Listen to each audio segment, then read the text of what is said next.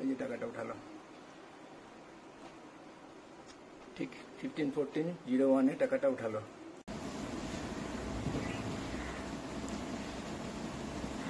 আমাদের দেশে কি একটাও সৎ ও সাহসী মানুষ নাই? এটা বলছি তার কারণ 2021 সাল থেকে প্রায় 3 বছর ধরে আমি সোশ্যাল মিডিয়াতে আমি এইসব ঘটনা প্রকাশ করছি। সিসিটিভি ফুটেজ, স্টেট ব্যাংকের কাউন্টার থেকে টাকা চুরি করছে, অনেক প্রমাণ দিচ্ছি, ভয়েস রেকর্ড দিচ্ছি কীভাবে আমার উপর অত্যাচার করা হয়েছে। আজ পর্যন্ত একটা কেউ সাড়া দিল না। সারা দেশের মানুষ কেউ লাইক দিল, কেউ দুটো কমেন্ট করলো, সেগুলো কোনো ব্যাপার না, কিন্তু এই বিষয়টায় সাহায্য করার জন্য কেউ নেই। কত নেতা, মন্ত্রী, সমাজসেবক, সাংবাদিক, এই ধরনের নিজের ক্ষেত্রে প্রতিষ্ঠিত মানুষ কত রকমের কথা বলে, কত রকমের কাজ করে, ভ্রষ্টাচারিতার বিরুদ্ধে লড়াই করে। আমার এটা নিয়ে কেউ একটাও কথা বলছে না। অথচ আমার বিরুদ্ধে আমাকে চাকরি খেলো স্টেট ব্যাংকের আমার কাউন্টার থেকে চোর টাকা চুরি করায়, সেই চোরটাকে স্টেট ব্যাংক পুরো শক্তি নিয়ে বাঁচালো এবং আমাকে চাকরি ছাড়া করে দিল অত্যাচারে জর্জরিত করে। তা নাহলে আমি মারা যেতাম। 2.5 লক্ষ স্টেট ব্যাংক কর্মী তো তাদের সাহায্য করলো একটা অন্যায় কাজে, চোরের পক্ষে। এবং একজন স্টাফ ইনোসেন্ট স্টাফ যার কাউন্টার থেকে চোরটা টাকা চুরি করেছে, তার বিরুদ্ধে এত অন্যায় তারা করলো, সবাই একজোট বেঁধে। আমাকে সাহায্য করার মতো কেউ নাই। মানে অদ্ভুত বললেও কম বলা হয় আমাদের দেশ সম্পর্কে।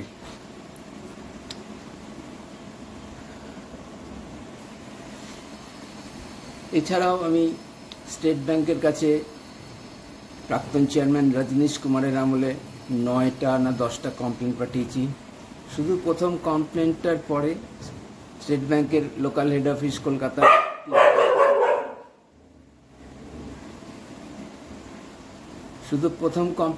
পরে 2019 সালের ফেব্রুয়ারি মাসের 21 তারিখে কমপ্লেনটা করেছিলাম। 20 তারিখে কলকাতার এলএইচও থেকে পিপিজি সেকশন থেকে একজন অফিসার ফোন করে যোগাযোগ করে আমাকে, তখন যে কমপ্লেনটা ছিল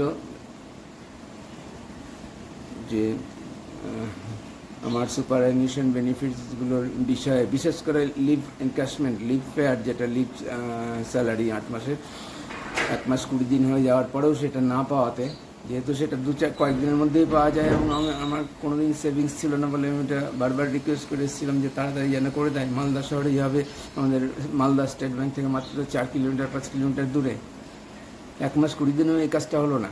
এই উজ্জ্বল কুমার যে চিফ ম্যানেজার ঘুষ খেয়েছিল না কি করলো, কেন এটা করলো, নিজেদের স্টাফের উপর আর চোরের মালিক নিয়ে একদম প্রশংসায় পঞ্চমুখ, খুব ইম্পর্টেন্ট কাস্টমার, ভয়েস রেকর্ড আছে, এগুলো তো আমি শোনাই, কিন্তু কেউ শোনে না। নাকি আমার এগুলো কেউ মিস্টার ইন্ডিয়া হয়ে যাচ্ছি, মানে আমার সব কিছুই অদৃশ্য, ইনভিজিবল হয়ে যাচ্ছে নাকি, আমি বুঝতে পারছি না। আমি প্রায় স্টেট ব্যাংকে আমি কমপ্লেন করেছিলাম 9টা 2019 সালে রজনীশ কুমারের আমলে। সেই প্রথমের যোগাযোগটা ছাড়া যোগাযোগ করে সব কিছু 36 মিনিট ধরে কথা হয়েছিল আমাদের, এবং সে ভয়েস রেকর্ডও আছে।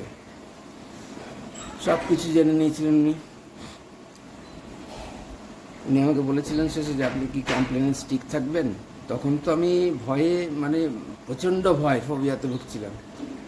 তাও কাঁপতে কাঁপতে কোনো এটাই বলছিলাম বারবার যে আমার সঙ্গে এটা হয়েছে এবং আমি এটার প্রতিকার চাই। কিন্তু সেই সঙ্গে সঙ্গে আমি, মানে এত মৃত্যু ভয় আমার মধ্যে ঢুকে গেছিল, বারবার করে এটাই বলছিলাম আমি শুধু বাঁচতে চাই, আমার পরিবার আছে। যাই হোক, বলেছিলাম যে হ্যাঁ স্ট্রিক থাকবো। তার দিন সাতেক পর আরেকজনকে কোনো অফিসার পদে শিলিগুড়ির জোনাল অফিস থেকে ফোন করে একই কথা বলেছিল যে আমি কি কমপ্লেনে স্ট্রিক থাকবো। ওই কদিনে আমি নার্ভ পেয়েছি, প্রথমবারই খুব ভয় পেয়ে গেছিলাম। ফোবিয়া তো তখন আমার কাটেনি, ফোবিয়ার চিকিৎসা আমার আরও কয়েক মাস চলেছিল।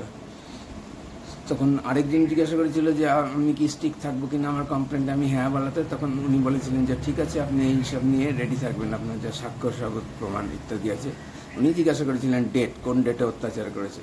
ডেট তো একটা না, একটা দিন থেকে শুরু করার পর থেকে কন্টিনিউ করেছিল এবং দ্রুত বেগে বাড়ছিল। তো সবচেয়ে যেটা ভয়ঙ্কর এবং আমার কোনোদিনই ভুলতে পারবো না, সেটা হচ্ছে শেষ দিন অটল বিহারী বাজপেয়ীজি মারা যাওয়ার পরের দিন যে হাফ হলিডে ছিল, সেদিন বিকাল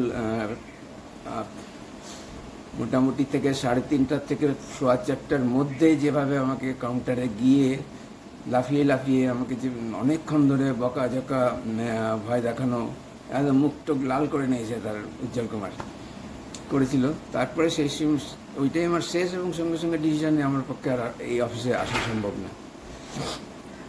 সেই ডেটটা বলেছিলাম, সিসিটিভি ফুটেজ পাইনি। আরে প্রমাণ তো আমি দিচ্ছি, ব্যাংকে তো আমারই পেন ড্রাইভে সিসিটিভি ফুটেজ আছে। ব্যাংক অস্বীকার করে দিল। আচ্ছা, দ্বিতীয়বার যখন স্টেট ব্যাংকের থেকে কোনো বিচার না পেয়ে আমি এটা আমার শেষ দুটো কমপ্লেন্টে উল্লেখই করে দিয়েছিলাম যে আমার মনে হচ্ছে স্টেট ব্যাংক যেন আমার জন্য কিছু করবে না, বা স্টেট ব্যাংক থেকে আমি বিচার পাবো না। সেই জন্য আমি অন্য কোনো প্ল্যাটফর্ম থেকে যাতে এই বিষয়ে সুরাহা হয় সেই জন্য আমি চেষ্টা করব। তার জন্য আমি দায়ী থাকবো না, স্টেট ব্যাংকই দায়ী তার জন্য, কারণ স্টেট ব্যাংকের দায়িত্ব আছে আমার কমপ্লেনের উত্তর দেওয়া। এত বড় একটা কমপ্লেন, সিসিটিভি ফুটেজ ধামাচাপা দিল মালদা স্টেট ব্যাংক তথা উজ্জ্বল কুমার নেতৃত্বে, প্রচার করলো যে না চুরি হয়নি, ব্যাংক চুরি বলে মানতেই রাজি না। এই থার্ড পার্টির কথা, আমার মুখের কিছু না, সব অন্য লোকেদের কথাতেই সব প্রমাণ আছে এবং সব কিছুর ভয়েস রেকর্ড আছে। তারপরে যে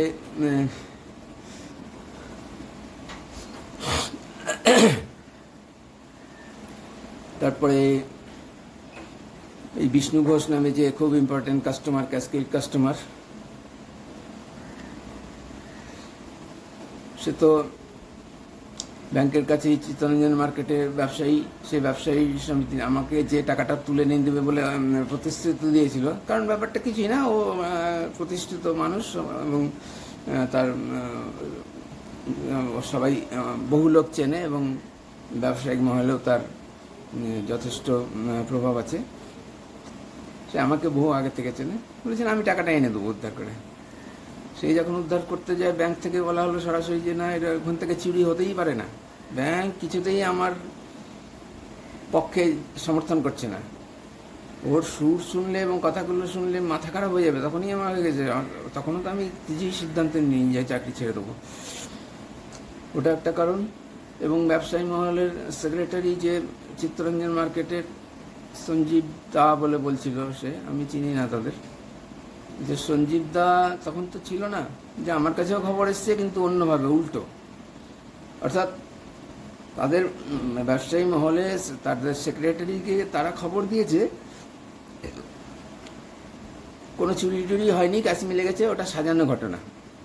তার চুরি হয়েছে বলে আমি যে টাকার খোঁজ করছিলাম, টাকা দিতে বলছিলাম, যে যা কিছু পদক্ষেপ নিচ্ছিলাম, আমি একা না, তখন তো আমার সহকর্মীরা প্রচুর আমাকে সমর্থন করছিল, সাহায্য করছিল, তো ওটা সাজানো ঘটনা। এটা তো বাইরের 2-4 জন লোকের প্রচারে সম্ভব না।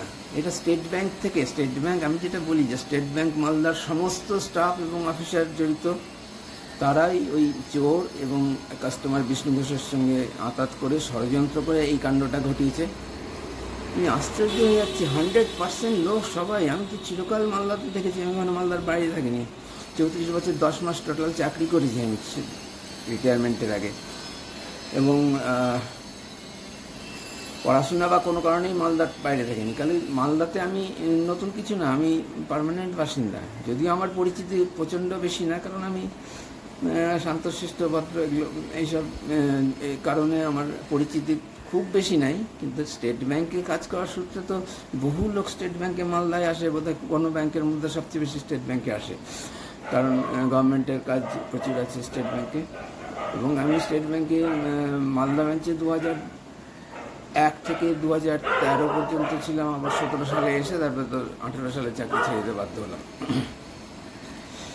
কিন্তু বহু লোক চেনে এই ওই ব্যাংক, চোর এবং বিষ্ণু ঘোষ আর কারোর মদত আছে কিনা জানি না।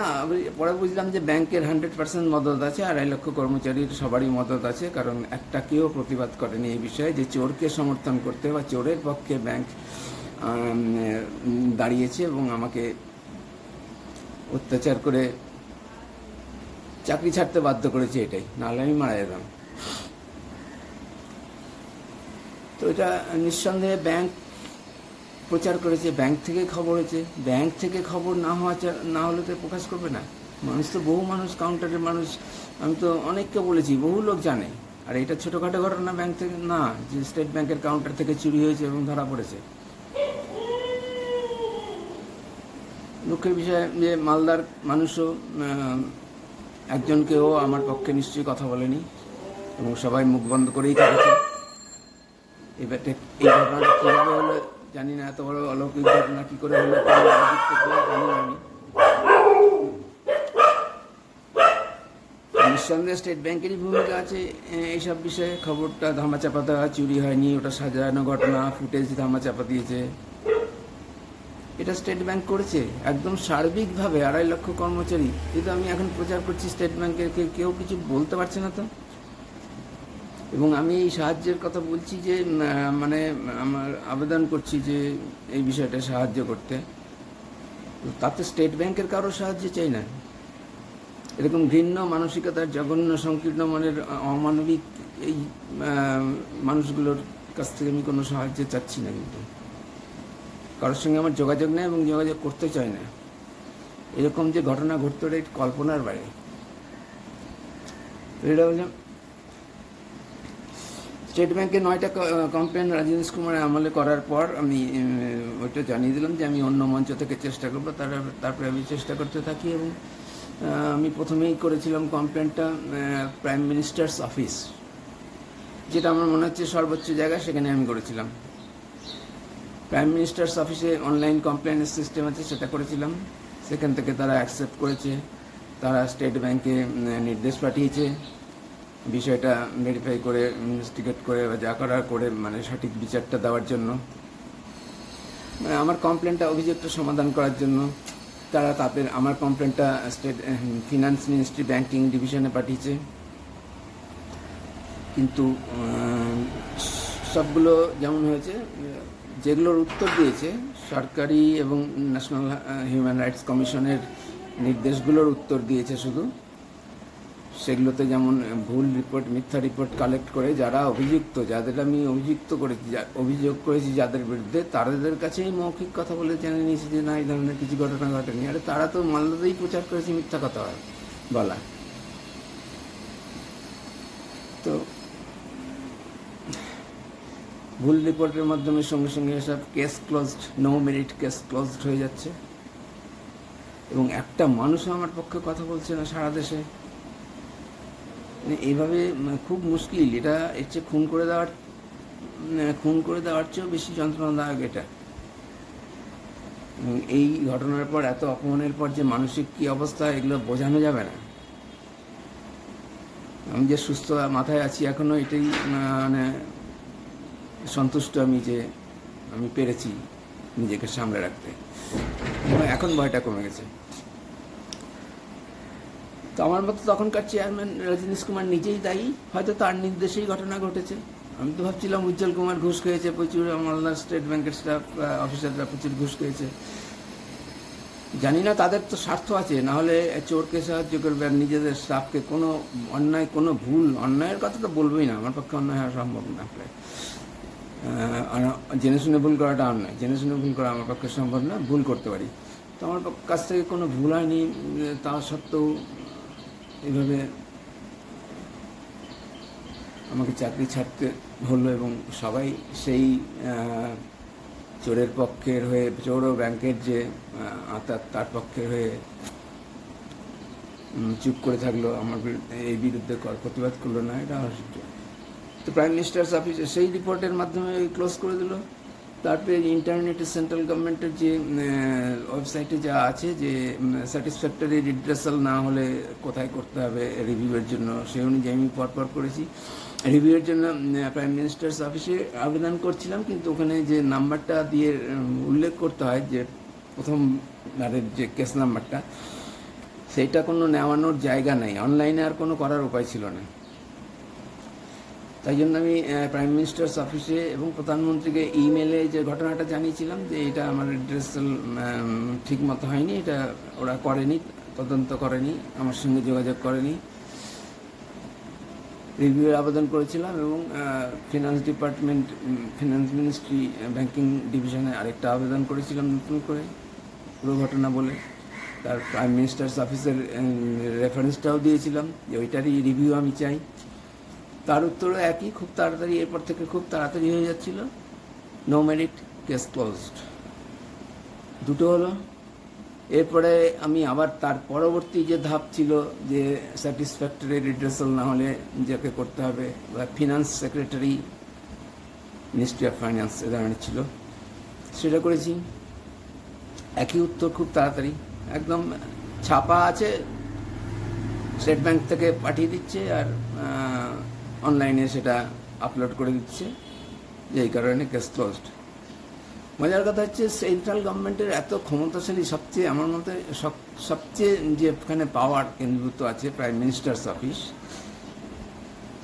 খুব স্বাভাবিক, প্রাইম মিনিস্টার আমাদের দেশের সর্বোচ্চ কর্তৃপক্ষ, সর্বোচ্চ ক্ষমতার অধিকারী, তাদের নির্দেশকে স্টেট ব্যাংক অবজ্ঞা করছে, এভাবে কোনো মান্যতাই দিচ্ছে না, পরোয়াই করছে না, এইটা আমার আশ্চর্য লাগলো। আর তাদের জন্য বলা আছে সেটা প্রাইম মিনিস্টার্স অফিসের প্রাইম মিনিস্টারের দৃষ্টি আকর্ষণ আমি করতে চাই, কিন্তু জানি না কীভাবে করবো, একটা মানুষেরও তো দৃষ্টি আকর্ষণ করতে পারলাম না 3 বছরে সারা দেশের।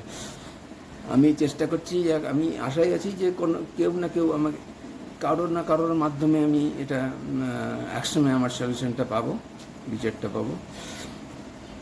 না পেলে তো এটা খুবই খারাপ হবে আমার পক্ষে এবং দেশের পক্ষে, একটা ইনস্ট্যান্স হয়ে থাকবে, অবশ্যই স্টেট ব্যাংকের পক্ষে।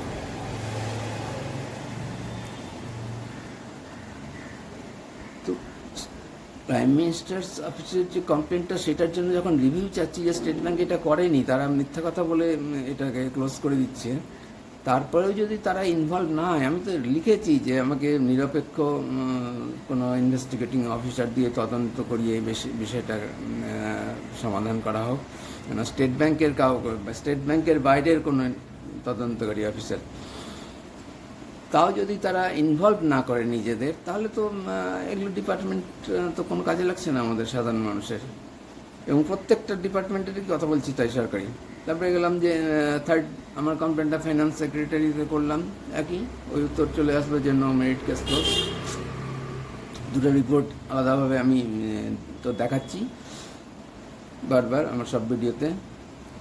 তারপরে একটা লাস্ট ছিল ডিরেক্টরেট অফ পাবলিক গ্রিভেন্স, সেটাও অনলাইন, সেখানে করলাম। প্রত্যেকবারই খুবই আশা করছি, তো একই ব্যাপার, কিছুই ঘটলো না। তো আমি 3টা রিভিউ চাইলাম সেন্ট্রাল গভর্নমেন্টের বিভিন্ন ডিপার্টমেন্ট, উপযুক্ত department, prime ministers office, finance department এবং ডিরেক্টরেট অফ পাবলিক গ্রিভেন্স, তাও তারা ইনভলভ হলো না। তাহলে আমি বলবো যে এইসব ডিপার্টমেন্ট দেখে জনসাধারণের জন্য বা পাবলিক গ্রিভেন্স রিড্রেসালের জন্য এইসব ডিপার্টমেন্টের কী ভ্যালু আছে? তা তো নাই। স্টেট ব্যাংক তো কাউকেই পরোয়া করছে না, তার মানে স্টেট ব্যাংকের উপরে কথা বলার কেউ নেই, বা স্টেট ব্যাংক কারোরই কথা শুনবে না, এগুলো আশ্চর্য লাগছে। সব শুরুতে আমি আমার উপর এত অত্যাচার হয়েছিল এবং মানবাধিকার সম্পর্কে আমি খুবই সচেতন বলে আমি প্রথমেই করেছিলাম কমপ্লেনটা, সম্ভবত জানুয়ারি বা ফেব্রুয়ারি মাসে। সেটা হচ্ছে ন্যাশনাল হিউম্যান রাইটস কমিশন, এবং সেখানে তারা একবারে অ্যাকসেপ্ট করেছে। তারা একবারে কেন বলছি, ন্যাশনাল হিউম্যান রাইটস কমপ্লেন করার জন্য প্রথমে জেলা লেভেল, ডিস্ট্রিক্ট লেভেলে করতে হয়, তারপরে স্টেট লেভেলে করতে হয়, তারপরে যদি প্রয়োজন পড়ে তাহলে সেন্ট্রালি যে ন্যাশনাল লেভেলে করতে হয়। আমি প্রথমেই ওখানে করেছি এবং তারা মেরিট আছে বলেই, আমার কেসের কমপ্লেনের মেরিট আছে বলেই না সেখানে অ্যাকসেপ্ট করেছে, এবং তারা অ্যাকনোলেজ করেছে, কেস নাম্বার দিয়েছে, কমিশনে উঠেছে, কমিশন থেকে আমাকে চিঠি দিয়েছে, কমিশন থেকে স্টেট ব্যাংকের চেয়ারম্যানকে নির্দেশ দেওয়া হয়েছে যে এটা সঠিক সমাধান বা ঠিকভাবে সমাধান করার জন্য, ঘটনার তদন্ত বা যাচাই করে নিয়ে ঠিক উপযুক্ত ব্যবস্থা নেওয়ার জন্য স্টেট ব্যাংকের চেয়ারম্যানকে নির্দেশ দিয়েছে, ডাইরেকশন দিয়েছে। আমাকে তার কপি দিয়েছিল, তার একটা উত্তর একমাত্র, এবং আমাকে উত্তর দিতে বলেছিল, অনলাইনে আপলোড করতে বলেছিল। এই একমাত্র চিঠি আমি পেয়েছি স্টেট ব্যাংক থেকে, যেটা ন্যাশনাল হিউম্যান রাইটসের নির্দেশ অনুযায়ী আমাকে দিয়েছিল। এবং একই কথা, সেখানে চুরির কথা নাই, আমার উপর অত্যাচারের কথা নাই, নো মেরিট কেস ক্লোজড। তারপরে এত কিছু হয়ে যাওয়ার পর আমার কোনো যাওয়ার জায়গা থাকলো না। সেন্ট্রাল গভর্নমেন্টের চারটা ডিপার্টমেন্ট, 4টা ধাপে আমি অভিযোগ করার পরে কোনো সলিউশন হলো না, পেলাম না।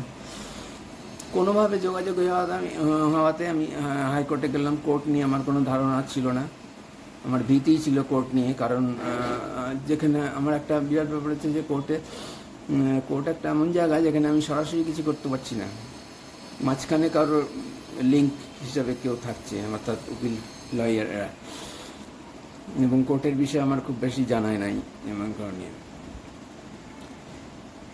তো হাইকোর্টে গিয়ে তো প্রথমবার রিজেক্ট হয়ে গেল, সিঙ্গেল বেঞ্চ। রিজেক্ট করার যে রিপোর্টটা দিয়েছে, যে কারণগুলো, সেগুলো তো সত্যি আমি কল্পনাও করতে পারিনি। সেগুলো কারণগুলো ঠিক না, প্রায় সবগুলোই বেঠিক। এবং আমার তার উপযুক্ত প্রমাণগুলোও দেওয়া ছিল, আমার উকিল কেন দেখাতে পারলো না এবং মেনে নিল সেটা বুঝতে পারলাম না। তারপরে আমার উকিলের পরামর্শে একজন সিনিয়র উকিলকে হায়ার করে ডিভিশন বেঞ্চে আপিল করা হলো। সেটা নাকি অ্যাকসেপ্ট হয়েছিল, প্রচুর চার্জ, অকল্পনীয়। তাও আলোচনা করে আমি ভেবেছিলাম যে 3টা হিয়ারিংয়ের মধ্যে যা কিছু অর্ডার হবে, অর্ডার মানে একটা অর্ডার হলেই তো আমার কাজ হয়ে যাবে, বাকি সব কিছু তো আমি খুব কনফিডেন্ট ছিলাম। অর্ডার মানে তদন্ত, এবং উপযুক্ত তদন্ত হলে তো সবই জানা যাবে। সারা ঘটনায় কোথাও তো আমি একটা মিথ্যা কথা বলিনি, বলা সম্ভব না আমার পক্ষে। সেটাও যখন হলো না, এবং 3টা হিয়ারিংয়ের পরে কোনো তদন্ত হলো না, এবং বুঝতে পারলাম এটা অনির্দিষ্টকাল অবধি চলবে এবং কোর্টের এই বিষয়টা আমার কিছু করার নেই। তখন আমি প্রচুর টাকা লস করে, প্রায় পকেট খালি করে দিয়ে আমি ওটা বন্ধ করে দিয়ে চলে আসলাম। উকিলকে বললাম যে এটা আমি আর চালাতে পারবো না। 2020 সালের ঘটনা এটা। 2020 সালেই হঠাৎ নজরে পড়লো যে স্টেট ব্যাংকের চেয়ারম্যান পাল্টে গেছে, মিস্টার DK খাড়া নতুন চেয়ারম্যান। সঙ্গে সঙ্গে আমি আবার আশান্বিত হলাম, এবং সেই চেয়ারম্যানকে এবং যে সঞ্জীবনী HR যে বিভাগটা আর কি সর্বোচ্চ পর্যায়ের এবং স্টাফ গ্রিভেন্সের জন্য, সেখানে আবার নতুন করে পাঠালাম সব আগের সব রেফারেন্স দিয়ে এবং সব ইমেলের কপি দিয়ে। এবং তাতে এটা উল্লেখ করে দিলাম যে আমার হাইকোর্টে কেস পেন্ডিং আছে, এই অবস্থায় আছে, কিন্তু আমি আর চালাতে পারবো না এটা টাকার অভাবে এবং অনির্দিষ্টকালের জন্য। আপনি দয়া করে এটা যথোপযুক্ত ব্যবস্থা তদন্ত করে আমার এই ইস্যুটার সমাপ্তি ঘটান, এবং যাতে কোর্ট কেসটাও ড্রপ হয়ে যায়। আমি জানি না কোর্টে কেস পেন্ডিং থাকলে কী হয়। একটা দিলাম, দ্বিতীয়টা দিলাম, তাতে কোনো উত্তর পেলাম না। 3 নম্বরটা করার পর সে একদম প্রথমবারের মতো আরেকজন LHO কলকাতা PPG ডিপার্টমেন্ট থেকে আমাকে ফোন করে ঘটনার বিষয়ে কথা বলে জেনে নিলেন কী ঘটেছিল না ঘটেছিল। এইটাই শেষ। স্টেট ব্যাংক থেকে কখনো আমাকে কোনো উত্তর দেওয়া হয়নি। এই অবস্থা। দেশে বলে যে কানুন সবার জন্য, অধিকার সবার, ব্যক্তিগত অধিকার বা চাকরির অধিকার, এই যে গণতান্ত্রিক অধিকারগুলো সংবিধান অনুযায়ী আমাদের আছে। এবং আমি এখন তো খুবই খবর শুনি, এবং আমি দিনরাত এগুলোই শুনছি যে এই জিনিসগুলো আছে, সবার প্রাপ্য। আমি পাবো কী করে? আমাকে যদি আমার কর্তৃপক্ষ না দেয় এবং অন্য কেউ যদি দেখার না থাকে, স্টেট ব্যাংকের উপর যদি কেউ চাপ সৃষ্টি না করতে পারে আর স্টেট ব্যাংক কেউ বাধ্য না করে, স্টেট ব্যাংক কেন করবে? তাহলে তো আমাকে এইসব ব্যাপারই হতো না, এত কিছু ঘটনাই ঘটতো না। তাহলে তো স্টেট ব্যাংক আমার চাকরিটা খেত না চোরের জন্য। শুনেছি নাকি আইনের একটা বেসিক জিনিস আছে যে অজস্র দোষী ব্যক্তি ছাড়া পেলেও একটাও যেন নির্দোষ ব্যক্তির শাস্তি না হয়। কোথায়? আমার এখানে তো হাজারও হবে না, লক্ষ দিয়ে হিসাব করতে হবে যে সবাই দোষ করলো। যারা প্রতিবাদ করলো না জেনে শুনে এবং সহকর্মীর চাকরি এভাবে খেয়ে নিতে তাদের সমর্থন করলো, তো তারা সাহায্য করলো। অপরাধ করলে সবাই কোনো না কোনো বিষয়ে অপরাধী, একমাত্র আমি না। এবং আমি একমাত্র শাস্তি বলবো না, আমি শাস্তি অপরাধ এই বিষয়গুলো আমি আনবই না। অপরাধ আমি করতে পারি না, শাস্তি হবে কেন? তো আমাকে এরকম অন্যায় অবিচারের শিকার করা হলো। এখন মনে হচ্ছে যেন যেখানে বেশি লোক আছে, অজস্র লোক যেদিকে, সেটাই ঠিক। ঘটনা কোনটা ঠিক সেটা বিষয় না, যেদিকে বেশি লোক আছে সেটা ঠিক, এটা তো হতে পারে না। Got it.